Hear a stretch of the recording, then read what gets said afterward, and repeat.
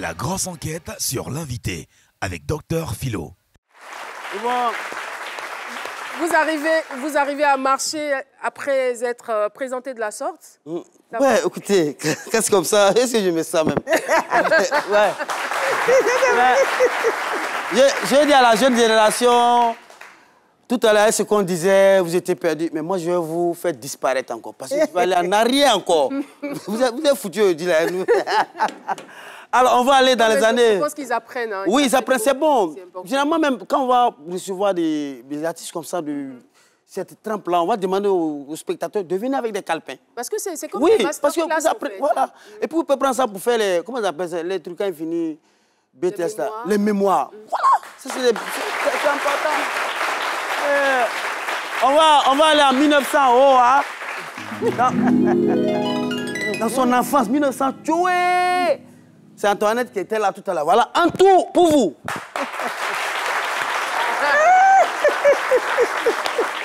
C'est un tout. Elle a toujours été jolie. Oui, mais un tout.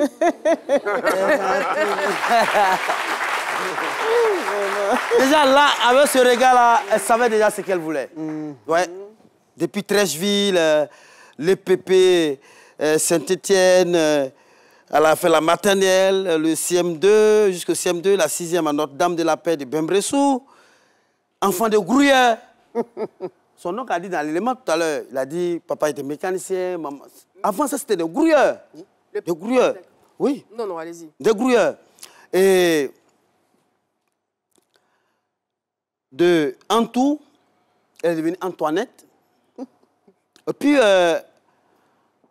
Anya Mienti. C'est-à-dire, l'histoire, c'est quoi? Quand ils sont allés faire les quand ils ont dit c'est Antoinette qui est là, les grands-parents n'étaient pas d'accord. Eux, ils ont entendu, dans Antoinette, ils ont entendu Anya Mienti. Anya Mienti. Anya Nieti. Mon grand-père.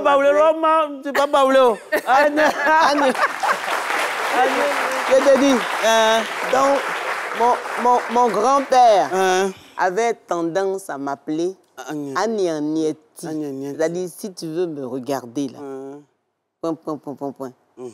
Si tu veux tenir compte de ce que moi je suis par rapport à toi, Anya Nieti. Anya Nieti. Et Antoinette... C'est fort, ça. Oui. Et les parents, vraiment, l'éducation a été très stricte. Une éducation rigoureuse. Parce que son père, il avait pour surnom Ziago. Dès qu'il attend Ziago, tu sais ce qui t'attend à la maison. Va t'amuser dehors, tu vas venir. Et Antoinette était toujours dans son coin, timide. Elle ne sortait pas. On a eu l'impression qu'à un moment donné, elle dominait même la famille, ses grandes sœurs et autres, parce qu'elle était tout le temps à la maison et les autres partaient jouer. Et quand elle venait, elle partait dans les soirées, quand elle venait, papa les punissait, les mettait en genoux. Mais toi, tu n'aimais pas qu'on parle sur toi. Donc, tu étais dans ton coin. Voilà. Strict, réservé, concentré dans ses... Responsable. Et puis, très conscient, elle a pris conscience vite de la situation de ses parents. Très tôt, on me l'a dit. Très tôt, elle a compris que ces parents-là, il faut que je les fasse sortir de cette théorie de la vie. De cette quoi? Bon, c'était déjà passé, car il fallait rester... Nous sommes accrochés à vos lèvres. Mieux connaître. Donc, quand il y a des mots qu'on ne perçoit pas bien, on est obligé de vous demander. Parfois, nous sommes en noir. Parfois, ça passe inaperçu. Voilà, de cette théorie, cette fusionnité parentale. Et ça passe. Quand c'est bien prononcé, les gens pensent que ça existe. Pourtant, ça n'existe pas. Et Antoinette, très propre. Son affaire de propriété jusqu'à présent. Et quand elle était petite, pareil, quand elle quittait l'internat et quand elle arrivait à la maison, quand elle nettoie le salon, si tu es garçon, il faut passer. Personne ne pouvait passer là. Parce que là, c'est Antoinette qui avait nettoyé le coin. Nous a-t-on dit. Et elle prenait ses études de sérieux. Et elle a un don. Elle avait un don à l'époque. Je ne sais pas si elle a ce don-là. Quand Antou dit quelque chose, ça se réalise. Ah bon? Oui. Donc ça ne date pas de maintenant. Hein? Et je ne savais pas. Cette émission, on va pouvoir la faire. Vous pouvez nous dire... Oui, non, effectivement, oui, effectivement. Est-ce que je serais ministre de la Culture?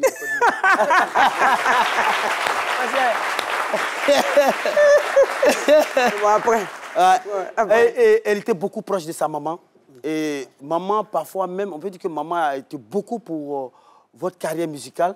Parce que c'est maman qui l'a accompagnée même pour aller faire ses recherches au niveau des chansons au village.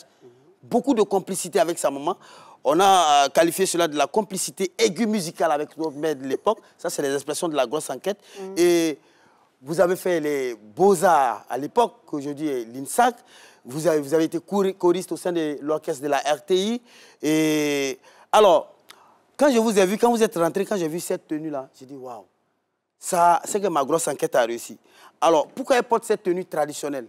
La première fois qu'elle est venue faire une émission avec Georges Taï Benson à l'époque, vous êtes venu avec, vous avez porté une robe tailleur. C'est-à-dire vous avez porté une robe des blancs là, et puis vous êtes venu avec ça. Et Georges Taï Benson a dit, mais madame, vous avez cet instrument traditionnel baoulé, et vous êtes habillé dans l'habit des blancs là. Pourquoi ne pas vous habiller de façon traditionnelle? Et depuis ce jour, elle a décidé de s'habiller en tenue traditionnelle. Et quand je vous ai vu, j'ai dit, waouh, ma grosse enquête, il y a quelque chose au moins qui est vrai aujourd'hui là-dedans. Et je vous... Non, au fait, c'est vrai, mais pour dire que c'est palpable. Voilà, c'est palpable. J'ai failli avoir peur. Voilà, pour dire que c'est palpable. Et on retient que ça vous va. Ça va avec la tenue, avec toutes vos mélodies. Oui, ça me va, mais tu ne sais pas combien de fois on m'a insulté là-dessus. Parce que, qu'est-ce que je voulais prouver? Les pagnes baoulées à l'époque, ça ne se portait pas comme ça. C'était des pagnes de valeur. Donc toi, Maigrichonne, tu commences à chanter, tu veux te faire une réputation, et tu vas dégoter toutes ces valeurs-là que nos mamans ont toujours cachées dans leur mal. Et tu veux toujours t'accompagner de pagnes baoulées avec un instrument traditionnel que tu veux valoriser.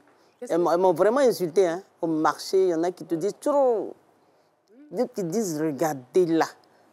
Mais je ne savais pas qu'aujourd'hui, on allait me disputer l'appartenance. Non, mais au-delà de la grosse enquête, il faut dire qu'il faut des gens qui fassent des sacrifices au fait. Vous avez fait ce sacrifice-là, vous avez essuyé tous ces coups aujourd'hui, vous avez valorisé la chose. C'est comme si nous, au niveau des talk shows, quand on commençait ce midi, ils sont en train de prendre, c'est quelle émission ça? Est-ce qu'ils peuvent réussir ça, comme les Blancs? Mais voilà, tout le monde fait talk show aujourd'hui. Il faut quelqu'un toujours, pour commencer, pour être le sacrifice. Vous voyez un peu, non? Et puis ça prend.